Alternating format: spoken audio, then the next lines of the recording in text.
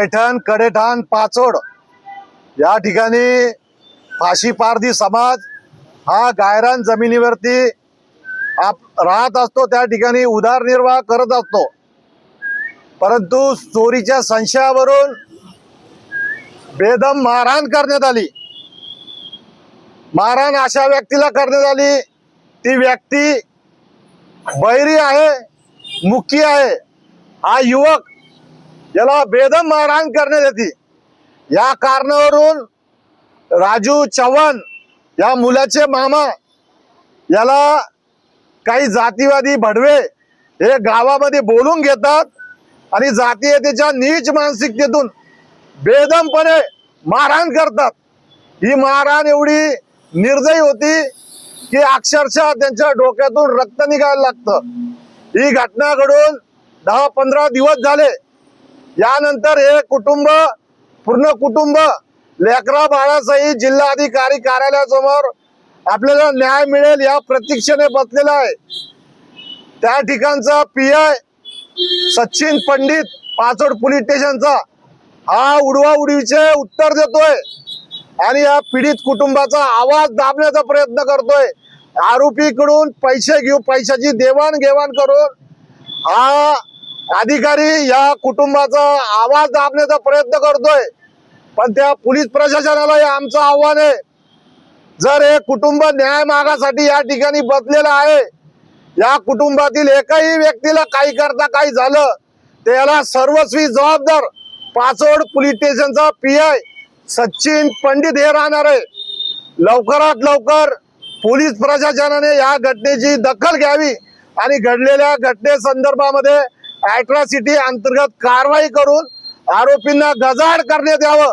या कुटुंबाच्या जीवाला धोक्यात आहे। जिल्हाधिकारी साहेबांना आता थोड्याच वेळात आम्ही भेटणार आहे।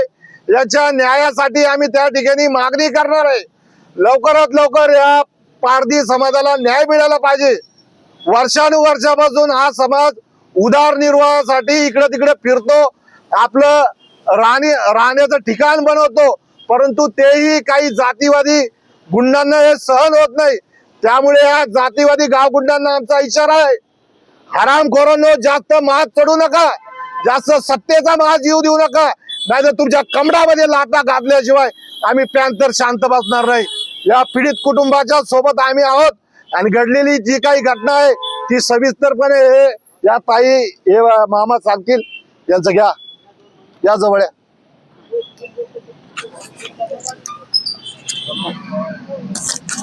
मला त्या ठिकाणी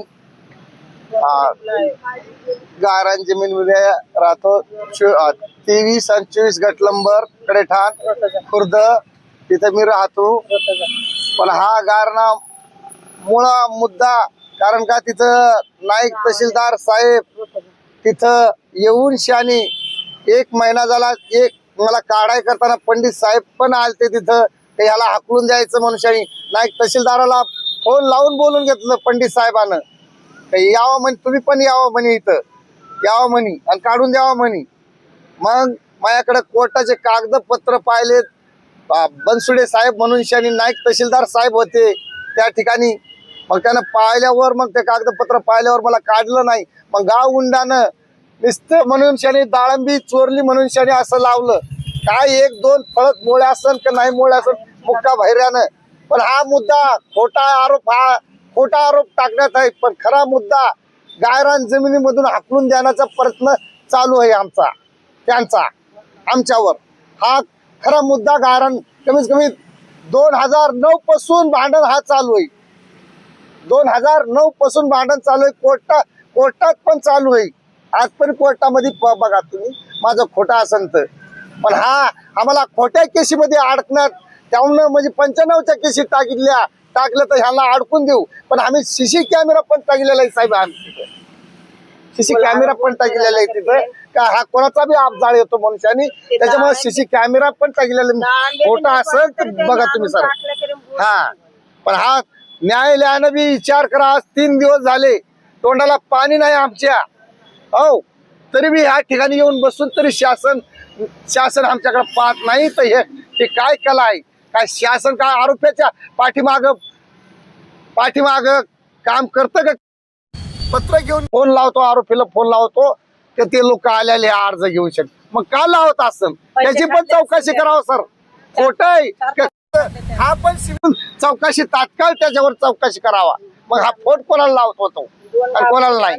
आणि गंभीरानं हे शासनानं आमच्याकडे पाहावा, लक्ष करावं. हाच लेकरं बाळा तर उघड्यावर तिथं पण पळाले, हा इथं पण उघड्यावर पळालोय. आमचा खोटा दखल आमचा नाही, पण खरं शासनानं दखल घ्यावी ही विनंती नम्र विनंती. शासनानं यांना न्याय द्यावा. हे फाशी पारधी समाज अनेक वर्षापासून मुख्य प्रवाहामध्ये येण्याचा प्रयत्न करतोय, परंतु जाणून बुजून काही आरामखोर जाती त्याच्या नीच मानसिकतेतून चोरीचा संचय घेऊन यांना मुख्य प्रवाहामध्ये येण्यापासून रोखतायत. माणूस म्हणून जगण्याचा अधिकार डॉक्टर बाबासाहेब आंबेडकरांनी दिला. तो माणूस म्हणून जगण्याचा अधिकार कोणी हिरकावत असत तर याद राखा भाडव्यांनो, तुम्हाला कदापि पॅन्थर सोडणार नाही असा इशारा मी देतो. जय भीम.